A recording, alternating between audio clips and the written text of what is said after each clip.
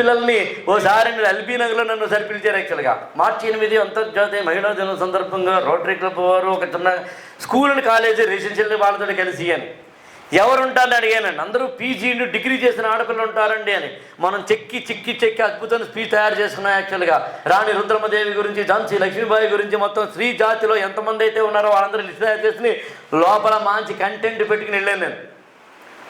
మీరు నమ్మరండి, కిందన కూర్చున్న వాళ్ళు 6వ తరగతి, 3వ తరగతి, 2వ తరగతి. ఈ పిల్ల ఫోటోలు కూడా చూపిస్తాను కావాలండి మీకు ఎప్పుడైనా. వాళ్ళని కూర్చోబెట్టారండి. వాళ్ళు ఉన్నారు కిందన. నేను అడిగాను ఆర్గనైజర్లని, ఏంటి మీరేమో డిగ్రీ పీజీలు అన్నారు కదా, వాళ్ళు లేరండి. సార్ 3 రోజులు వరుసగా సెలవులు వచ్చాయండి అంటే వెళ్ళిపోయారు సార్, వీళ్ళు మిగిలేరు సార్. ఏంద్రా ఇది? నన్నేమో పిలిచిన రోటరీ క్లబ్ వాళ్ళు, నేను నన్ను స్పీకర్గా వీళ్ళు పిలిచారు అక్కడ కదా వేదిక.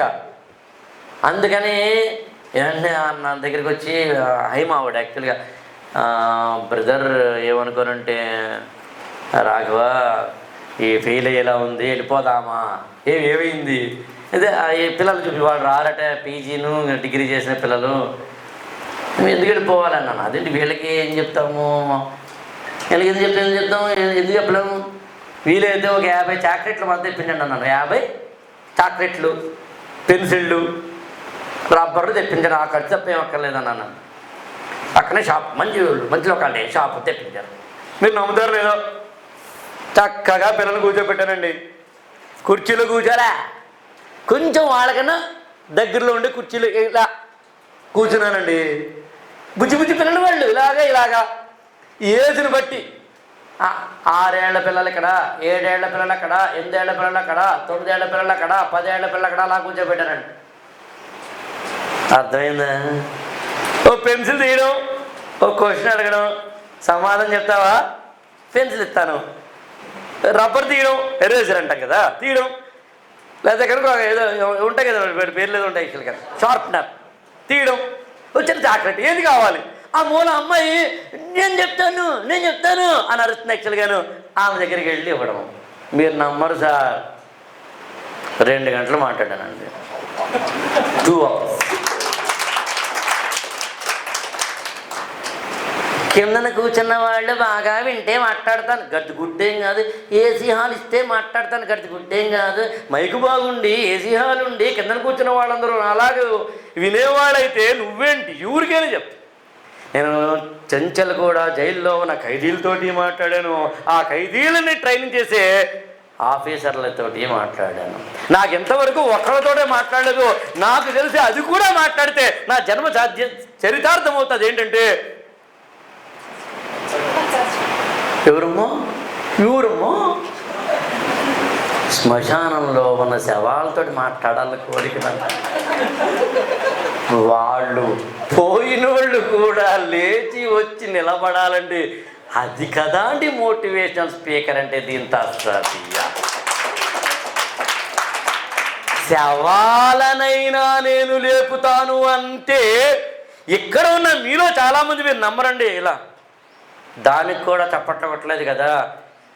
వద్దండి, ప్రేక్షకుడిగా ఉన్నప్పుడు స్పందించండి, లేదా స్పీకర్గా ఉన్నప్పుడు మీకు శాపం తగులుతుంది, కింద ఎవడో స్పందించకండి.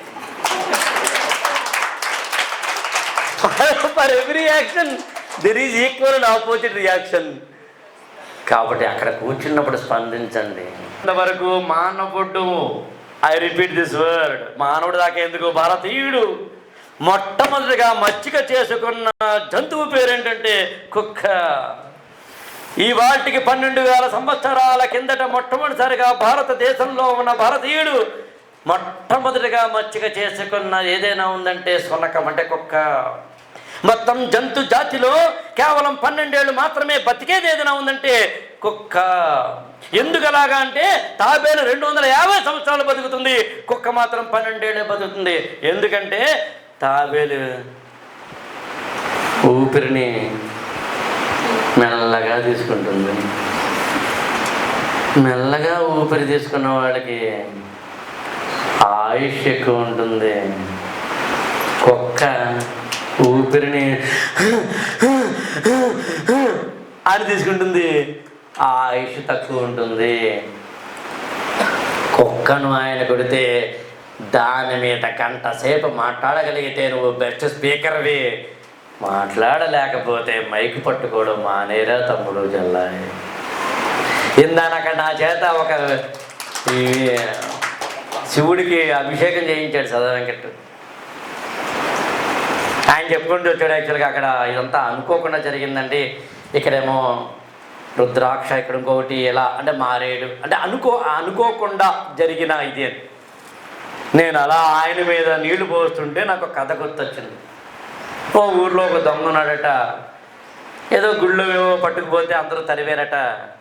తరిమితే ఆ